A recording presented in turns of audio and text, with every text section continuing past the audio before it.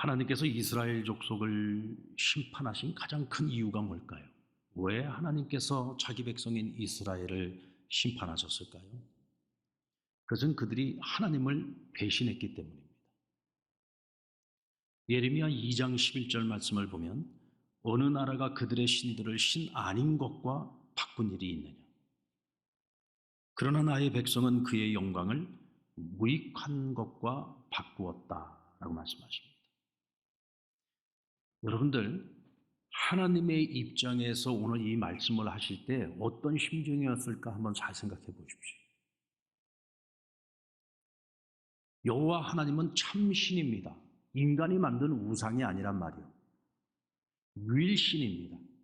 이 세상 천하 만물을 창조하신 하나님이시고 역사를 주관하시는 하나님이십니다. 오늘도 살아서 일하시고 역사하시는 하나님이십니다. 그런데 우상을 섬기고 있는 다른 나라, 다른 민족들은 자기들이 섬기는 신을 버린 적이 없다는 거예요. 배신한 적이 없다. 그런데 너희 이스라엘, 너희 하나님의 백성인 너희가 나를 버리고 나를 배신했다. 그리고는 헛된 우상을 섬겼다라고 말씀하십니다. 여러분, 진짜 신이신 하나님이 가짜 신인 우상을 상대할 때 얼마나 부끄러운 일이고 수치스러운 일입니까?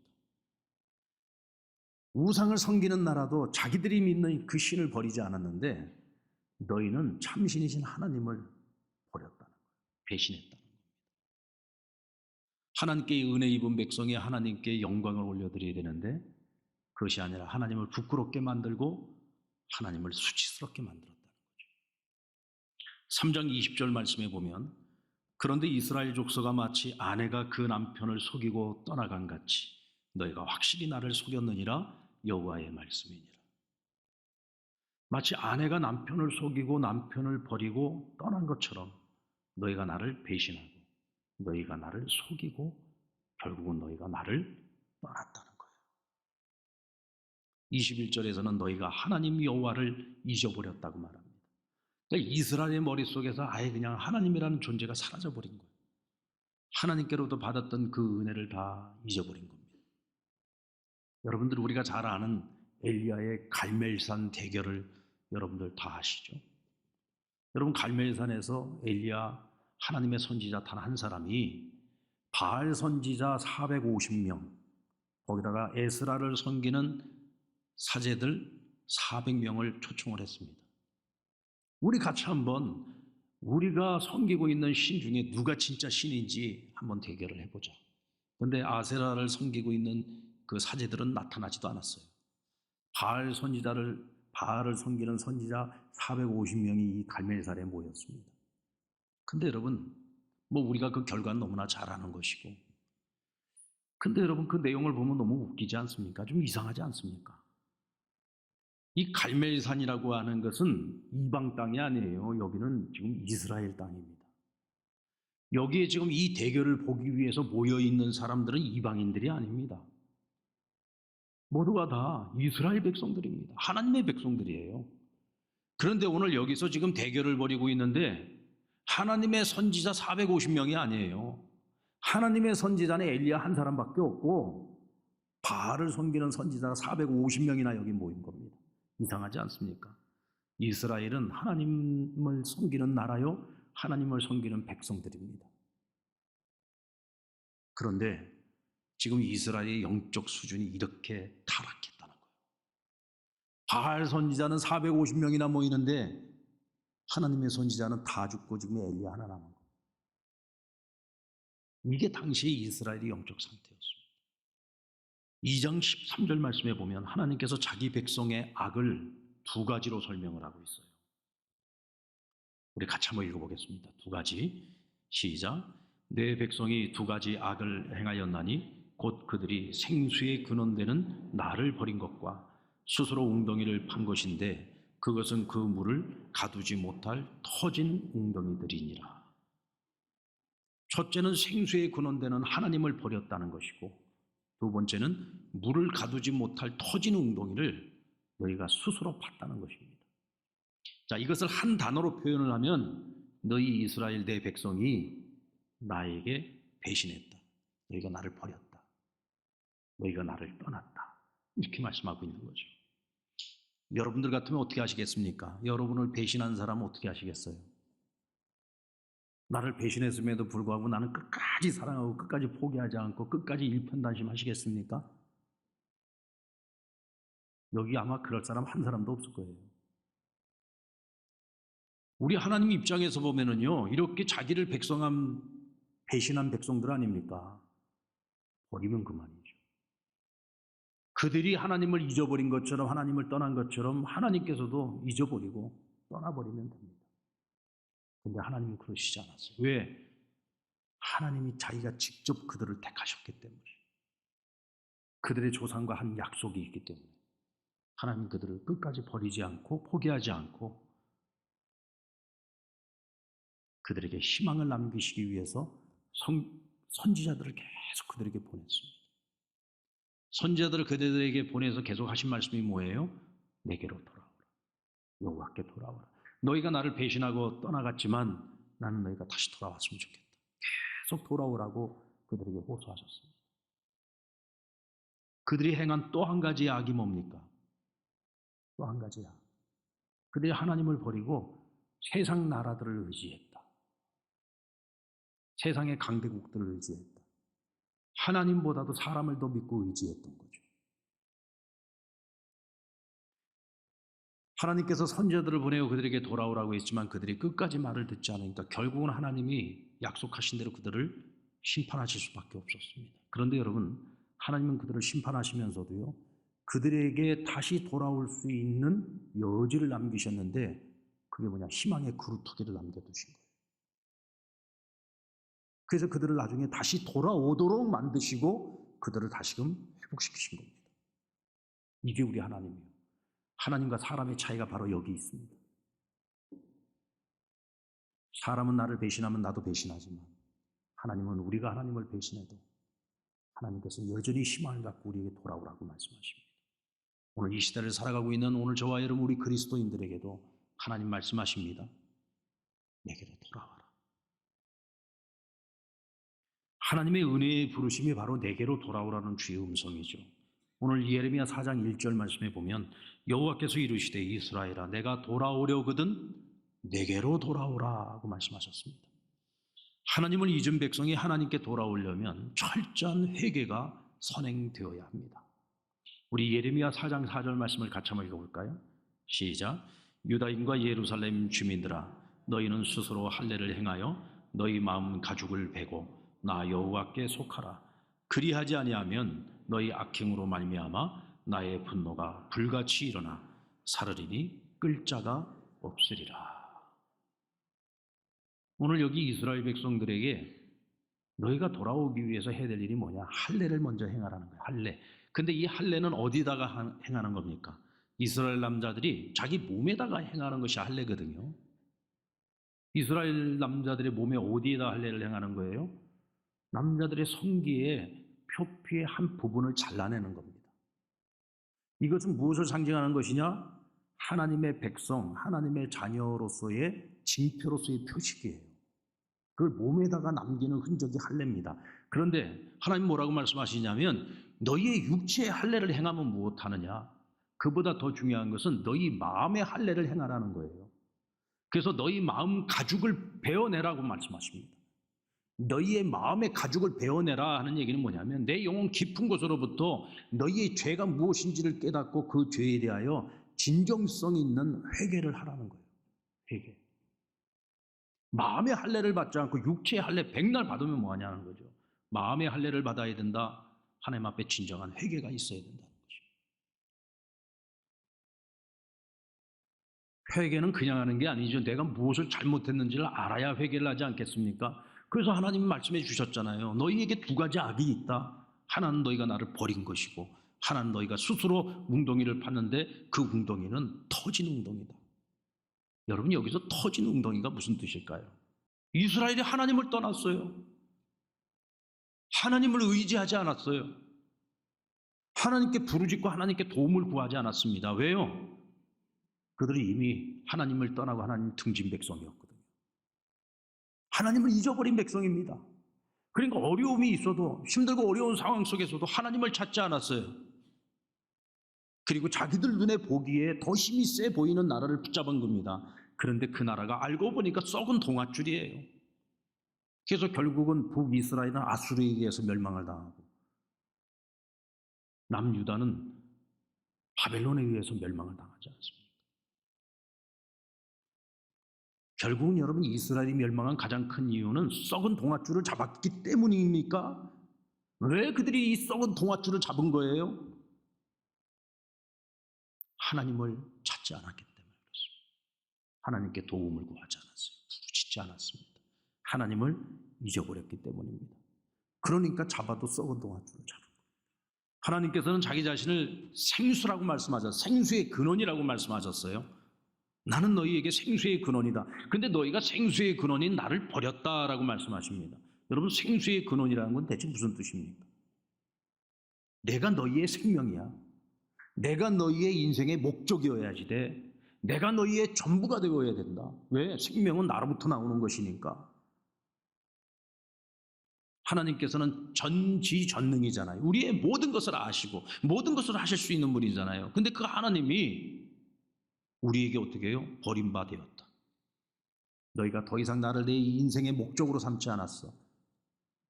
너희가 더 이상 나를 너희의 전부로 여기지 않아. 너희가 나를 버렸다라고 말씀하시죠. 이것이 여러분 악한 것이요, 결국 이것이 망하는 길이라는 것입니다. 여러분, 우리 그리스도인들은 항상 제일 먼저, 어떤 순간에도 제일 먼저 우리가 생각나고 찾아줘야 될 분은 하나님이십니다. 여러분들에게 어떤 고난이 찾아오고 어려움이 찾아왔을 때 여러분 무엇이 가장 먼저 떠오릅니까? 무엇이 가장 먼저 생각나십니까? 그것이 우리의 현 주소입니다. 나를 도와줘야 될 사람이 먼저 생각이 나신다면 우리는 여전히 사람을 의지하고 살아가는 거예요. 여전히 우리는 썩은 동화자를 붙잡고 있는 겁니다. 하나님을 붙잡으십시오. 그러면 하나님께서 내 편이 될 사람들을 붙여주시고, 때로는 원수조차도 우리의 편이 되도록 만들어 주십니다. 그리고 우리 안에 바알 신앙을 버려야 돼요. 바알을 버리지 않으면 하나님께로 돌아갈 수가 없습니다. 하나님께서는 이스라엘 자기 백성으로 삼으시고 십계명과 율법의 말씀을 주셨는데, 이 십계명과 율법의 말씀이 뭡니까? 그 중에서도 가장 핵심이 뭐예요? 우상 숭배하지 말라는 겁니다. 그러니까 가나안 땅으로 그들을 들여보내면서 하나님이 가장 걱정하고 염려했던 것이 뭐냐면 우상 숭배의 문제였습니다. 가나안 백성들을 왜 하나님께서 이스라엘을 보내어 그들을 다 쳐내셨습니까? 그들을 왜 그 땅에서 내쫓으라고 말씀하셨습니까? 바로 이 우상 숭배 때문이었습니다. 그들의 이 우상 숭배, 바알 숭배로 인하여 그 땅이 더러워졌어요. 그 땅의 거민들이 다 더러워졌습니다. 너무 더러워서 더 이상 이건 어떻게 씻어서 쓸 수가 없어요. 그러니까 하나님께서 이스라엘을 자기 백성으로 삼아 그들을 보내서 그들을 몰아내신 겁니다. 그런데 이스라엘이 그 땅에 들어가서 그들의 종교인 바알 종교에 바알 신을 숭배하게 될 것을 염려하셨어요. 그럼 왜 그러냐? 이 바알 신앙, 바알 종교라고 하는 것이 너무 매력적이거든요. 거부하기 힘들 만큼 매력적인 거예요. 그러니까 그거를 계속 주의하라는 겁니다. 여러분, 모세가 가나안 땅에는 못 들어갔지만 모압 평지에서 마지막으로 자기 백성들, 이제 저 가나안 땅을 들어가 점령하게 될 그 백성들을 향해서 마지막 당부했던 말씀이 율법 강령 아닙니까? 그게 바로 신명기서의 말씀이잖아요. 이 신명기서의 율법 강령의 가장 핵심이 뭐냐면 그 땅에 들어가 그 거민들이 섬기는 우상 숭배 따라가지 말라는 거예요. 여러분, 우상 사실 아무것도 아닙니다. 이름만 다를 뿐이죠. 바알, 아세라, 몰록, 이거 다 이름만 다를 뿐이에요. 우상이라고 하는 것은 사람이 만든 거예요. 사람이 만든 거. 그러니까 여러분, 사람이 만든 것이니 이건 신이 아닌 거죠. 그러니 이건 사실 아무것도 아니에요. 우상이 할 수 있는 건 아무것도 없습니다. 그런데도 불구하고 우상은 강력한 힘을 갖고 있습니다. 이 바알이라고 하는 인간이 만들어 놓은 이 우상은 강력한 힘이 있어요. 왜 강력한 힘이 있을까요? 살아있는 신도 아닌데 왜 강력한 힘이 있을까요? 우상은 인간의 욕망을 따라서 만들어진 신이기 때문에 그렇습니다. 그러니까 사실은 바알이 무서운 게 아니에요. 우리 안에 있는 욕망이 무서운 겁니다. 인간의 욕망이. 우리가 원하는 것들, 그것을 어떻게서라든지 얻고자 하는 탐욕, 그것이 우상을 만들어낸 거거든요. 그래서 여러분, 이 우상 종교인 바알 종교가 거부하기가 힘든 거예요. 그래서 여러분, 이 우상 종교 바알 종교는요, 굉장히 인간의 죄성에 아주 가깝게 맞닿아 있습니다. 그래서 더 매력적인 겁니다. 여러분, 바알은 한마디로 표현하면 고대 근동 지역에 있어서 가장 현실적인 문제를 해결해 주는 신이었습니다. 가장 현실적인 문제, 여러분들에게 있어서 가장 현실적인 것이 어떤 문제입니까? 먹고 사는 거 아닙니까? 그렇죠. 지금보다는 내가 조금 더 풍요로운 삶을 살고 싶고, 조금 더 안전한 삶을 싶고, 좀 더 안정된 삶을 살아가고 싶고, 좀 더 노후가 보장된 삶을 살고 싶고, 먹고 사는 거 걱정 근심 없이 살아가고 싶은 거, 그것만 해결해 준다면 세상에 그보다 더 좋은 신이 어디 있겠습니까? 바알이 바로 그런 신입니다. 이 가나안 사람들은 목축도 하는 사람들이지만은 주로 농사를 짓는다. 농사를 짓는 거. 이 농사를 짓는 사람들 입장에서 가장 중요한 것은 뭐예요? 하늘에서 비가 내려줘야 돼요. 이 팔레스타인 땅은 물이 풍부한 땅이 아니에요. 하늘에서 비가 내리지 않으면 흉년이 들 수밖에 없습니다. 그런데 이 바알이 어떤 신이냐? 하늘에 비를 내리는 신이에요. 천둥과 번개를 내리는 신입니다. 그런데 이걸 누가 만들었어요? 인간이 만든 거예요. 자기들이 비가 필요하니까 비의 신이 있을 것이다. 그럼 그 비의 신의 이름을 무엇이라고 지을까? 바알이라고 짓자. 이래서 만들어진 게 바알입니다. 자기들의 욕망을 채우기 위해서 만든 바알. 하늘의 신, 비의 신. 그래서 여러분, 바알 종교에는요, 윤리가 없어요. 도덕이 없어요. 남이 어떻게 되든 말든 상관하지 않습니다. 우리만 잘 먹고 우리만 잘 살게 해주면 되는 거예요. 그러니까 굉장히 매력적이잖아요. 근데 여러분, 여호와 하나님을 믿는 신앙은 어떤 신앙입니까? 십계명을 하나님 주시고 율법을 주셔서 하나님의 백성으로서 마땅히 지켜야 되는 법이 있어요. 그러니까 하나님의 관심은 어디에 있느냐? 우리가 복을 받아서 뭐 형통하게 살고 잘 먹고 잘 살고 이런 게 하나님의 관심이 아니라, 하나님은 자기 백성이 어떤 삶을 살아가느냐, 어떻게 살아가느냐, 그들이 얼마만큼 하나님 앞에서 거룩하냐, 정결하냐, 성결한 삶을 살아가냐. 하나님은 사람의 사람 됨에 관심이 많으신 분이라. 그러니까 지켜야 될 게 너무 많아. 그래서 그들이 믿어야 되는 여호와 하나님을 섬기는 일은 너무 힘들어. 근데 바알을 섬기는 일은 너무 쉬워요. 너무 쉬워. 그냥 제사만 잘 드리면 돼. 제물만 다 갖다 바쳐서 마음만 좀 이렇게 잘 만져드리면 바알이 그냥 비를 내려줄 때는 비를 풍성히 내려서 풍년을 가져다 주고 잘 먹고 잘 살게 해준단 말이에요. 그래서 여러분, 이 바알 종교가 굉장히 음란하고 타락하고 더러운 종교예요. 그러니까 이 가나안 땅의 문화 전체가 다 더러워진 거예요. 타락한 거.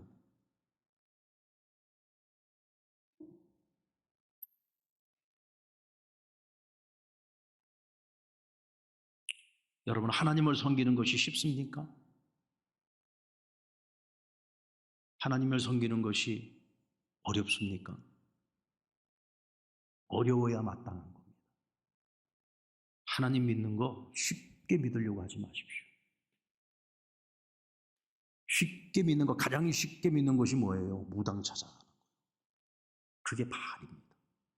여러분, 무당들은요, 우리가 어떻게 사느냐에 관심 없습니다. 복채만 많이 내고 비싼 굿 비용만 부담하면은요, 남을 저주하는 굿도 다 해줍니다.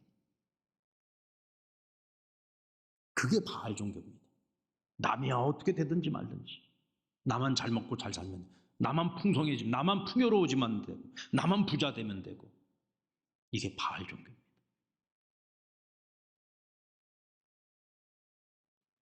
우리 기독교인의 삶 속에는 이런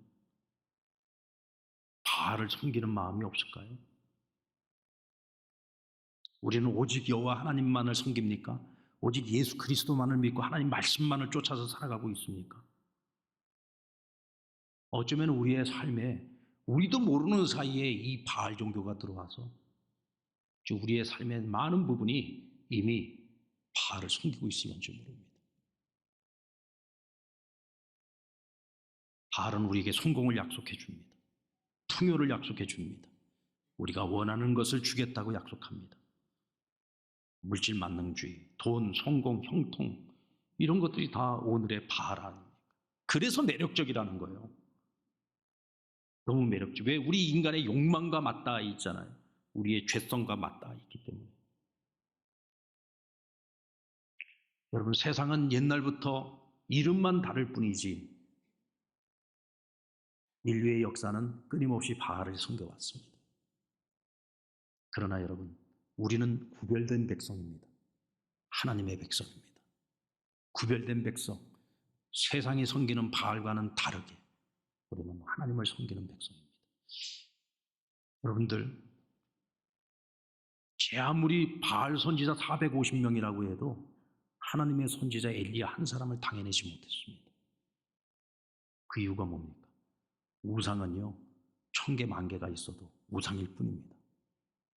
그는 그냥 인간의 한낱 욕망일 뿐인 거예요. 우리 하나님은 살아계신 하나님이십니다. 할렐루야. 돌아오라 돌아오라 하는데도 돌아가지 않았습니다.